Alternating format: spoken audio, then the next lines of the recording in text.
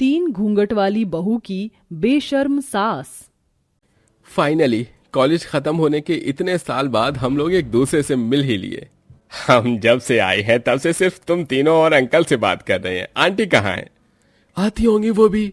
देव, आशु, अजीत काफी समय बाद अपने पुराने दोस्तों से मिल रहे होते हैं, लेकिन जैसे ही उनके दोस्त उनकी माँ के बारे में पूछते हैं तो तीनों बेटों के चेहरे पर एक अजीब सी परेशानी छाने लगती है।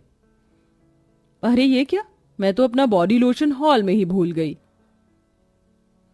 देव, आशु, अजीत की माँ अनिका नहाने के बाद टॉवल में ही सीधा अपना बॉडी लोशन लेने के लिए हॉल में आ जाती है। अपने दोस्त की माँ को ऐसे टॉवल में देख रोहन और विक्की अपनी हंसी नहीं रोक पाते। अरे ये क्या, लगता है आंटी को हमसे मिलने की कुछ ज्यादा ही जल्दी थी, तभी तो वो बिना कपड़े पहने टॉवल में ही ऐसे आ गई। नमस्ते आंटी। हेलो बच्चों, वैसे मुझे आंटी बोलने की कोई जरूरत नहीं है, मैं तुमसे बस कुछ साल ही तो बड़ी हूँ, तुम मुझे दीदी कहकर बुलाओ। अपने दोस्तों के सामने तीनों बेटों को अपनी माँ पर काफी गुस्सा आता है। अपने दोस्त के जाते ही तीनों बेटे अपने पिता के साथ अपनी माँ के कमरे में जाते हैं।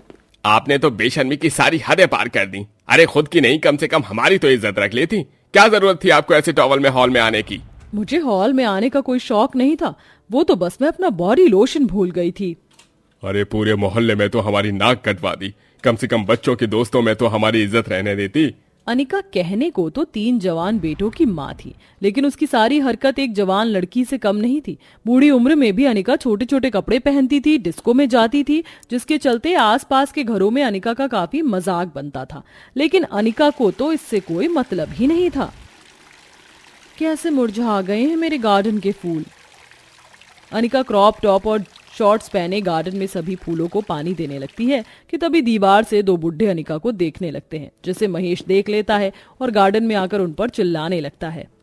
तुम्हारे घर में माँ बहन नहीं है क्या, जो यहाँ से देख रहे हो? माँ बहन तो है, लेकिन ऐसा माल नहीं। अपनी उम्र में ऐसे कहाँ नजारे देखने को मिलते हैं, थोड़ी देर देखने दीजिए ना। अनिका की बेशर्मी की वजह से महेश का घर से बाहर निकलना ही बंद हो गया था।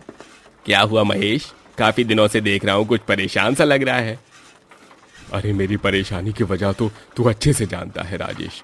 मुझे तो इस बात का डर है, कहीं अपनी जैसी बहुएं लेकर आ गई तो मेरे बेटों की तो जिंदगी बर्बाद हो जाएगी। तो तू खुद क्यों नहीं अपने बेटों के लिए बहुएं ढूंढ लेता? अरे मेरा एक दोस्त है, उसकी 3 बेटियां हैं, तीनों की तीनों काफी ज्यादा संस्कारी हैं। अगर तू चाहे तो मैं उससे तेरे बेटों के रिश्ते की बात चलाऊं। अब सास बेशरम हो तो क्या हुआ, कम से कम बहुएं तो संस्कारी होनी चाहिए। राजेश की बात मानकर महेश अपने तीनों बेटों के साथ उन तीनों बहनों गीता, भारती और पूनम को देखने के लिए जाता है। तीनों ही बहनें सर पर चुनरी ओढ़कर खड़ी होती हैं, जिन्हें देख महेश, योगेश भाई साहब, आपने तो अपनी बेटियों को बड़े संस्कार दिए हैं, हमें तो ये रिश्ता मंजूर है। हमारी तरफ से भी रिश्ता मंजूर समझिए, लेकिन आप भाभी जी के बिना क्यों आए हैं? वो क्यों नहीं आए आपके साथ? उनकी तबीयत थोड़ी खराब थी इसलिए। आशु बातों को घुमाते हुए टाल देता है। वहीं महेश अनिका को ये पता नहीं लगने देता कि उसकी तीनों होने वाली बहुएं कितनी संस्कारी हैं। वहीं तीनों संस्कारी बहुओं को भी उनकी बेशर्म सास के बारे में भी नहीं पता चलता। समय गुजरता है और 3 बहनें अपने ससुराल में आ जाती हैं और आज ससुराल में शादी के बाद उनका पहला दिन होता है। तीनों बहुएं सुबह सुबह उठकर भगवान की पूजा पाठ कर घूंघट ओढ़े किचन में जाती हैं और अपने सास ससुर के लिए चाय बनाकर उनके कमरे में ले जाती हैं।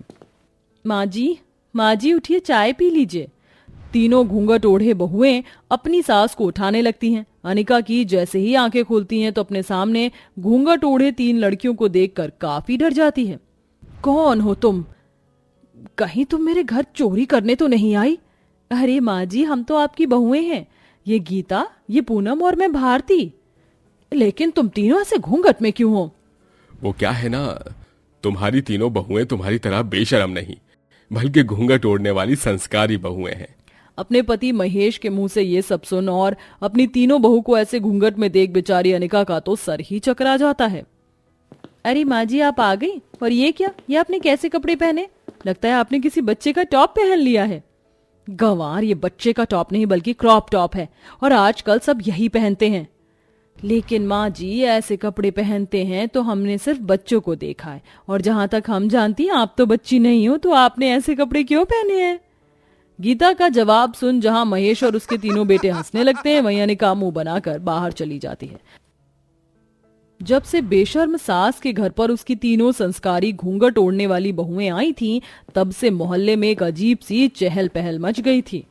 अरे देखो देखो, ये वही तीनों अनिका की घूंघट ओढ़ने वाली बहुएं हैं। मैंने तो सुना था कि आजकल की बहुएं मॉडर्न बेशरम और सास संस्कारी होती है, लेकिन यहाँ तो इनके घर उल्टी गंगा बह रही है।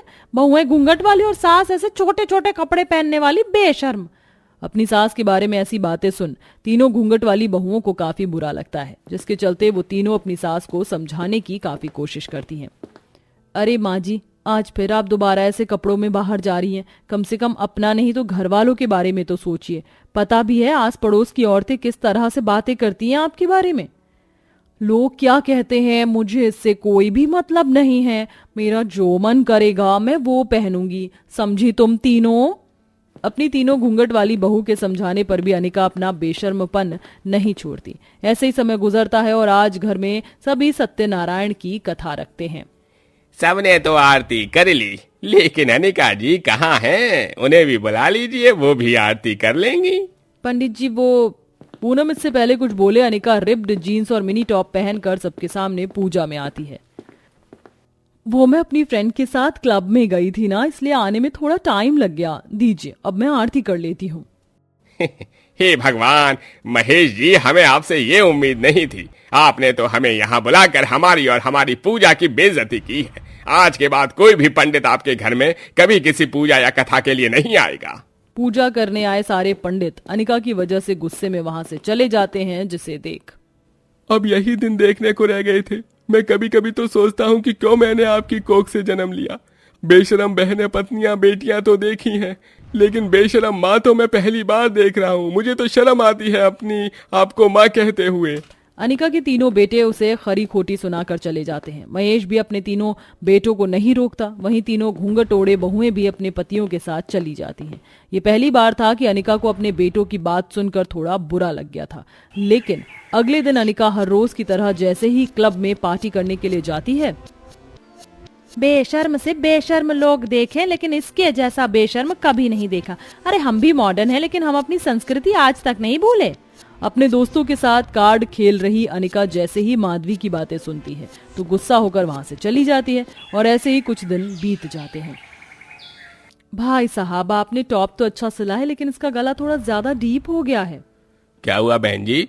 आप तो वैसे भी डीपी पहनती हैं और आपके फिगर पर तो ये भी अच्छा लगेगा।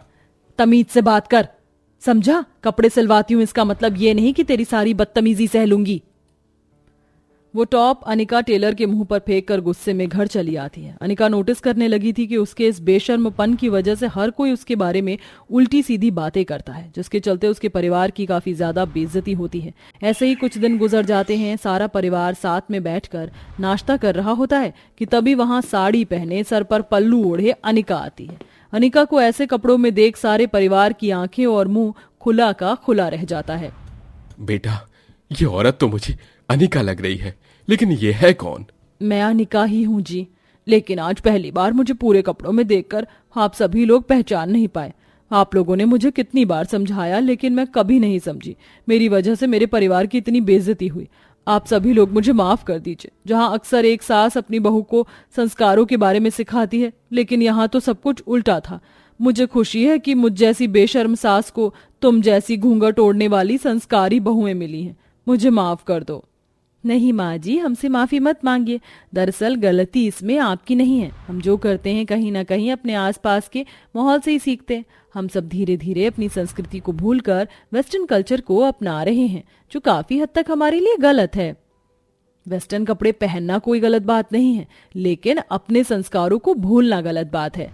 अनिका अपनी तीनों घूंघट ओढ़ने वाली बहू की बातों को अच्छे से समझ जाती है, जिसके बाद अपने सारे छोटे मॉडर्न कपड़े छोड़ साड़ी पहनती है और पूरा परिवार हंसी खुशी रहता है।